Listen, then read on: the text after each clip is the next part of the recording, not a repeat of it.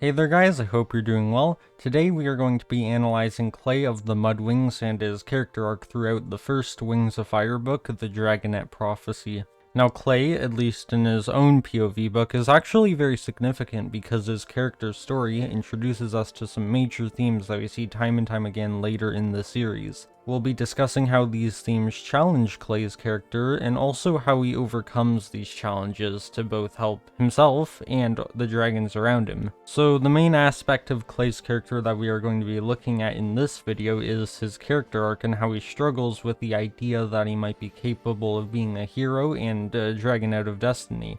Now, this dilemma is caused by various factors. One is how Clay grew up with the belief that he was meant to be a killer, because during the hatching of the Dragonets of Destiny, the Guardians had to physically stop Clay from killing the other Dragonets while they were hatching.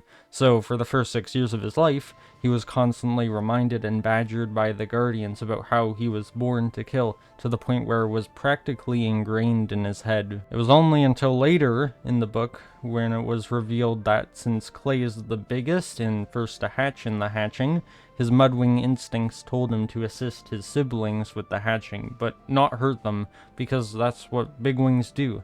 Although, due to this misconception, the Guardians, and therefore Clay, grew up believing that he's a killer instinctually, hence is destined to become one. Now, obviously Clay wasn't going to end up as a killer, but the idea was so drilled into his head that Clay didn't really know what to think of himself. It was only until he met Peril when he began really thinking that he could be who he wanted and not a killer, because he was able to relate to Peril and see how her upbringing shaped her. So eventually, Clay learns that he doesn't have to be a tough killer that the Guardians were training him to be. He is able to fulfill his destiny in his own compassionate way. While Clay may not have the guts to kill dragons, that's okay, because he doesn't have to be a hero. Throughout the book, whenever possible, he opts to help dragons, even if they have wronged him. For example, he gave Peril a second chance even though she betrayed him, and it allowed for Peril to grow as a dragon, and understand that it is actually wrong to kill dragons, shockingly. Clay didn't need to bring out a killer in order to help Peril out. He was able to do it in his own way, which is by being forgiving and compassionate for other dragons. In fact, Clay could only help Peril by being true to himself, because a killer isn't going to tell another killer to stop killing. That doesn't make any sense. And, of course, Peril growing as a dragon led to her killing less dragons and therefore saving lives, and it's all because of Clay. And that's what a hero does, saves lives. Clay just doesn't realize it. I mean, who knows how Peril would have turned out without Clay, because we see in Book 8 that Clay is essentially all of Peril's motivation to be good. However, these expectations that were put on Clay weren't the only aspect of his life that made him feel as though he weren't enough. Throughout the book, Clay is constantly comparing himself to the other Dragonets, whether it be Tsunami's skills in battle, Starflight's intelligence, Sunny's optimism, or Glory's cleverness. He always feels as though he should have some unique strengths of his own. He doesn't think that he is good enough for them or to be in their group. But he is, he just doesn't know it. And Clay's strength is in helping others. That's why I think he is worthy of being a Dragonet of Destiny. Is he what a traditional hero looks like?